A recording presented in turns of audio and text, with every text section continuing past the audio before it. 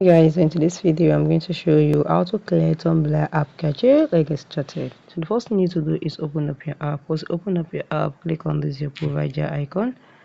And the next thing is click on this gear icon, which is your setting gear icon. Then you're going to click on account settings, which is general account settings. Now if you're new to your Tumblr, you're not going to see the app cache here, or one day you're going to find it, but because I'm new to the Tumblr, I did not find it here. So if you're using Tumblr for some time, you're going to see smash cache around here. Once you see smash cache around here, just click on it.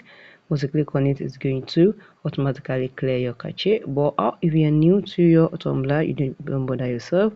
Your cache is very clean, so it's not going to bring any cache clean here. That's it. It's very easy. So guys, if you found this video helpful, smash the like button, drop a comment and subscribe.